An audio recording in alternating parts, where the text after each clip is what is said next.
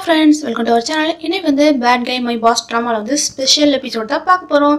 இன்னைக்கான எபிசோட் ஸ்டார்டிங்ல வந்து நம்ம பட் பாஸ்னு ரெண்டு பேரும் ஆபீஸ்ல உட்கார்ந்திருக்காங்க. ஆபீஸ்ல பாஸ் சும்மா இல்லாம பட்டோட காலை குடஞ்சிக்கிட்டு இருக்காங்க. பட்டு பார்த்துட்டு கண்ணாலே செய்ய கொடுக்குறான். அவனால வெளிப்படையா சொல்லவும் முடியல. சுத்தி முத்தி எல்லாரும் இருக்காங்களே. அதனால அந்த பையனால வெளிப்படையா சொல்ல முடியாம கண்ணாலேயே சொன்னா பாஸ் வந்து புரிஞ்சுக்கிறாரு. இருந்தாலும் பாஸ் கேட்குறாளா கேட்காம கால நோண்டிக்கிட்டு இருக்காரு. சரி ஆஃபீஸ்ல தான் அப்படி இருக்காருன்னு பார்த்தா வீட்லேயும் வந்து இதே வேலையை கண்டினியூ பண்ணியிருக்காரு. பாஸ் நீங்க என்ன பண்ணியிருக்கீங்க? வேலையில ஃபோக்கஸ் பண்ணாம பிறகு வேலையை தப்பு நடந்து போச்சுன்னா அடுத்து என்ன பிளேம் பண்றது? இப்படிலாம் இருக்காதீங்க பாஸ் அப்படின்னு இந்த பட் பையன் வந்து என்னதான் சொன்னாலும் பாஸ் கேட்கறமா இல்ல. அவரோட வேலையில வந்து அவர் என்னமோ மும்மரமா தான் இருக்காரு.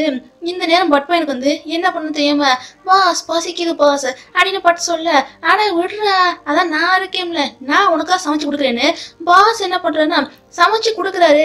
அவரோட ஃபோக்கஸ் வந்து சமையல் இருந்தாதானே. சமையல் இல்லாம சமையல் பாருங்க கடைசியில கருகியே போச்சு. இதுக்கு தான் நான் படிச்சு சொன்னேன். ஃபோக்கஸ் ஒரு இடத்துல வச்சதானே நமக்கு அவுட்புட் வந்து தெளிவா வரும். கடைசியில பாருங்க கருகியே போச்சு. சரி விடுங்க இப்ப நான் வந்து சமைக்கிறேன்னு இந்த பையன் என்ன பண்றான்னா இன்ஸ்டன்ட் நூடுல் இருக்குல்ல அதை சமைக்கணும். சமைச்ச எடுத்துட்டு நம்ம பாஸ் கிட்ட வந்து கொடுக்க, டே நானே பாரு ஆல்ரெடி உன்னை சாப்பிட்டுக்கிட்டு தான் இருந்தேன். நீ திருத்தப்புன்னு வந்து இப்படி சமைக்க சொல்லிட்டியா அதான் இப்படி ஆகி போச்சுன்னு பாஸ் என்னன்னா மறுபடியும் டபுள் மீனிங்ல பேச. என்ன டபுள் மீனிங்கா? சாப்பிட கொடுத்தா சாப்பிட்ற வேலையை மட்டும் பாருங்க, இந்த வேலை என்கிட்ட வேண்டான்னு பட்டு பையன் என்னதான் சொன்னாலும் பாஸ் கேட்கறமா இல்லை. ஆமாப்பா சாப்பிட சொன்னியே, யாரை சாப்பிட சொன்ன? ஓ நம்ம இன்னொரு ரவுண்டு போனோம் அதான் நீ சொல்ல வர அப்படின்னு பாஸ் வந்து மறுபடியும் எங்க சுத்தினாலும் இங்கேயே வந்து நிக்க. பாஸ் ஏன் பாஸ் இப்படிலாம் பண்றீங்க? சரி விடுங்க நீங்க சாப்பிட்ற மாதிரி தெரியல நானே ஊட்டி விடுறேன்னு இந்த பட் பையன் என்ன பண்ணானா அவன் பாஸுக்கு வந்து ஊட்டி விடுறான். இப்பயும் பாருங்க பாஸ் அடங்குற மாதிரி இல்லை. டப்புன்னு என்ன பண்றான்னா பட்டை எடுத்து வச்சு இவரை கிஸ்ஸை கொடுத்துருக்காரு. இப்படி ராத்திரி பொழுது வந்து இப்படி போச்சுன்னா அடுத்த நாள் காலங்காத்தாலே பாஸ் சும்மா இல்லாம வா வா வா வா ஒன்னா சேர்ந்து குளிக்கலான்னு இவர் என்னன்னா சின்ன பிள்ளைய கூப்பிடுற மாதிரி கூப்பிட பட்டு பையனுக்கா வெகமா வருது. என்னடா வெக்கப்பட்டு நிக்கிற அப்படின்னு பாஸ் வந்து என்ன பண்றாருன்னா டக்குன்னு பட்டு பக்கத்துல போய் கிஸ்ஸை கொடுக்குற மாதிரி போக அது பாருங்க மீசை அங்கிட்டு வளர்ந்துருக்கு போல இருக்கு. அது லைட்டா குத்துது. என்னடா இது மீசையை கூட கரெக்டா ஷேவ் பண்ண மாட்டியா? சரி விடு நான் உனக்கு ஹெல்ப் பண்றேன்னு பாஸ் என்ன பண்றாருன்னா பட்டுக்கு வந்து ஷேவிங் கிரீம்லாம் போட்டு ஹெல்ப் பண்றாரு. சரி நீங்க எனக்கு ஹெல்ப் பண்றீங்க நான் உங்களுக்கு ஹெல்ப் பண்ண வேண்டாமா? கண்ணை முடுங்க அப்படின்னு இந்த பட் பையன் சொல்ல அவரும் கண்ணை மூடுறாரு. சரி பையன் ஷேவ் தான் பண்ண போறான்னு பாஸ் எதிர்பார்த்தா அதெல்லாம் ஒண்ணும் இல்லை. ஷேவிங் கிரீம் வந்து அங்கங்க அப்பி வச்சு இவன் என்ன பண்றான்னா பாஸ் கூட வந்து நல்லா ஃபன் பண்ணி விளையாடிக்கிட்டு இருக்கான். அடுத்து மறுபடியும் பாருங்க ஆஃபீஸில் வந்து பாஸ் இப்படியே பண்ண, பாஸ் இப்படிலாம் பண்ணாதீங்க யாராச்சும் பார்த்தா என்ன நினைப்பாங்க, நீங்கள் ஒரு பாஸ் மாதிரி பிஹேவ் பண்ணுங்க, இப்படிலாம் பண்ண வேண்டாம், வேணா நம்ம வந்து ராத்திரி வீட்டில் வச்சு பண்ணிக்கலான்னு பட் பையன் எப்படியோ சாந்தப்படுதுட்டான். ஆனால் பாஸுக்கு தான் பொறுக்க முடியல. சட்டுன்னு என்ன பண்ணுறான்னா பாஸ் வந்து பட்டை கூப்பிட்டுட்டு வெளியே கிளம்புறாரு. வெளியே வந்தாலும் இவங்க கூல் ட்ரிங்க்ஸ்லாம் குடிச்சிட்டு நல்லா ஹாயாக பேசுகிறாங்க. அப்புறம்டா இன்னைக்கு எனக்கு லீவு அப்படின்னு பாஸ் சொல்ல, என்னது லீவா? இது யார்கிட்ட நீங்கள் முடிவு எடுத்தீங்க அப்படின்னு பட் பையன் வந்து கொஞ்சம் டென்ஷனாக, யாரை கேட்டுறா முடிவு எடுக்கணும், நானே பாஸ் தானே, எப்போ பார்த்தாலும் நான் வந்து ஆஃபீஸ்க்கு லேட்டாக வரேன்னு நீ கம்ப்ளைண்ட் பண்ணிட்டே இருக்கேன். எனக்கு இந்த மாதிரி கேட்டு அழுத்து போச்சுடா. அதான் இன்னைக்கு ஒரு நாள் ஃபுல்லா நான் லீவ் எடுக்கலாம் முடிவு பண்ணிட்டேன். இன்னைக்கு நம்மளோட வெக்கேஷன்டா நல்லா என்ஜாய் பண்ண போறோன்னு பாஸ் சொல்றாரு. என்னது வெக்கேஷனா? நான் ட்ரெஸ் எதுவும் எடுத்தோ இல்லையே என்ன பண்றது அப்படின்னு பட் பையன் வந்து ரொம்ப யோசிக்கிறான். டே நம்ம ட்ரிப்புக்கு வந்து ட்ரெஸ் எல்லாம் தேவையில்லடா அப்படின்னு பாஸ் சொல்ல அது பட் பையனுக்கு புரியுது. அந்த பையன் ஒரு மாதிரி வெக்கப்பட்டுட்டே சிரிக்கிறான். உங்களுக்கும் புரியும்னு நினைக்கிறேன். அதுக்கப்புறம் என்ன பாஸ் என்னன்னா இன்னொரு ரெக்வஸ்ட்லையும் பட் கிட்ட எடுத்து வைக்கிறாரு. டேய் இனிமேல இருந்து நீ வந்து என்ன வந்து இந்த மாதிரி பொலைட்டா பாஸ் வாங்க போங்க இப்படிலாம் கூப்பிடக்கூடாது, கொஞ்சம் டிஃப்ரெண்டா கூப்பிடு அப்படின்னு பாஸ் சொல்ல, என்னது டிஃப்ரெண்டாவா?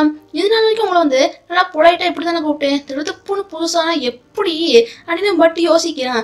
என்னடா நீ நம்ம லவ் பண்றோம் இப்படியா பேசுறது? கொஞ்சம் ஹனி டெடி பியர் அது ஒன்று தங்கம் செல்லம் பூச்சிக்குட்டி அந்த மாதிரி கொஞ்சம் நல்லா கூப்பிடேன்டா அப்படின்னு பாஸ் வந்து என்னதான் சொன்னாலும் பட்டு பையனுக்கு வந்து வாயிலேருந்து அந்த வார்த்தை வரவே மாட்டேங்குது. பையன் கொஞ்சம் வெக்கத்துல வந்து சினிங்கிட்டே நிக்கிறான்.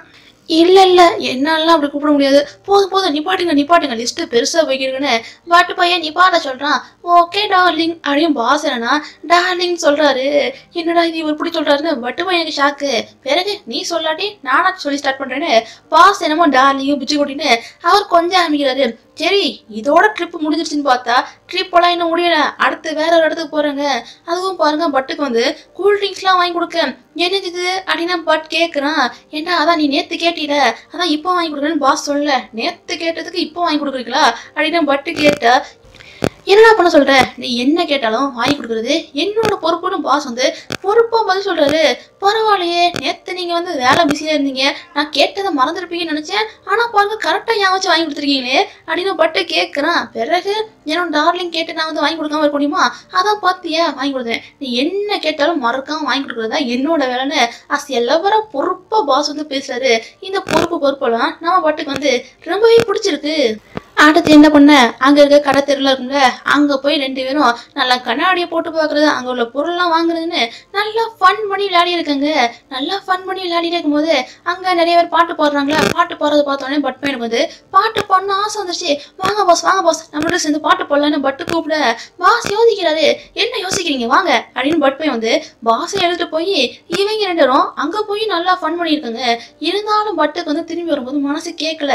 இன்னைக்கு நம்ம வந்து ஏகப்பட்டதை சாப்பிட்டோம், மக்கள் ஏகப்பட்ட பேர் வந்து பசியால வாழ்றாங்க, நாம இப்படிலாம் சாப்பிட்றது நியாயமா அப்படின்னு பட் பையன் வந்து இப்படி ஒரு கேள்வியை கேட்க, ஐயோ என் செல்லக்குட்டி என்னடா இவ்வளவு நல்ல பையனா இருக்கான்னு பாஸ் என்னன்னா அவனை போட்டு கொஞ்சிக்கிட்டு இருக்காங்க.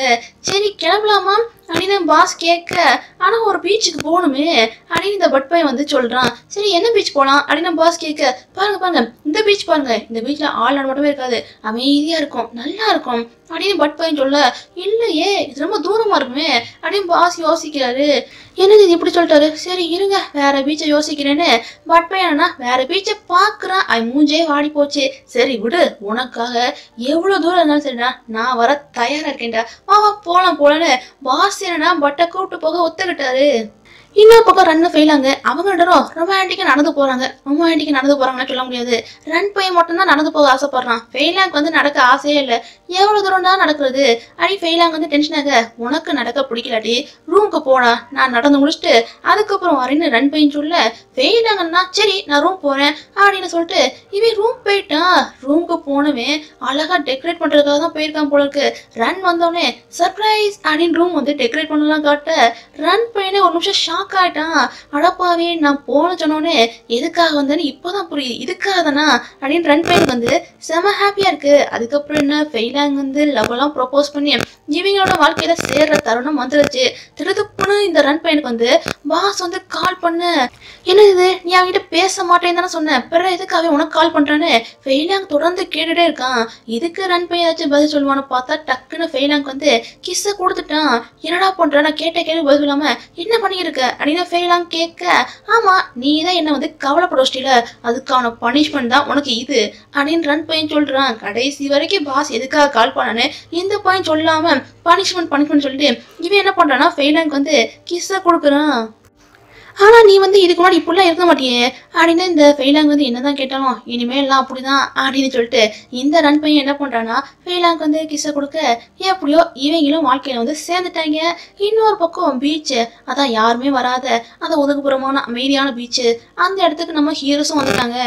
சரி பாஸ் வாங்க ரூமுக்கு போகலாம் அப்படின்னு இந்த பட் பையன் கூப்பிட, நம்ம பாஸா வர்ற மாதிரி தெரில, இல்லை நம்மளோட சேர்ந்து இன்னைக்கு இங்கே தான் படுக்க போகிறோன்னு பாஸ் வந்து இப்படி சொல்ல, என்னது இந்த வெட்ட வழியில் படுக்க போகிறோமா, யாராச்சும் பார்த்தா என்ன ஆகுறது அப்படின்னு பட் பையன் யோசிக்கிறான். அதெல்லாம் யாரும் பார்க்க மாட்டாங்கடா, இந்த பீச்சில் ஆள் நடமாட்டமே கிடையாதுன்னு பாஸ் வந்து சொல்ல, எப்படி இந்த விஷயம்லாம் உங்களுக்கு தெரியுது, பக்காவாக சொல்கிறீங்களே அப்படின்னு பட் கேட்குறான். பாஸ் இங்கே வர்றதுக்கு முன்னாடி என்ன பண்ணியிருக்காருன்னா, அதான் பட்டோட ஃப்ரெண்ட் இருக்காங்களே அந்த பையனுக்கு கால் பண்ணி பட்டுக்கு பிடிச்ச பீச்சு, அதே நேரம் வந்து ஆள் மட்டுமே இல்லாத பீச்சுன்னு எல்லாத்தையும் கன்ஃபார்ம் பண்ணிட்டு அதுக்கப்புறம் தான் இங்கே வந்திருக்காரு.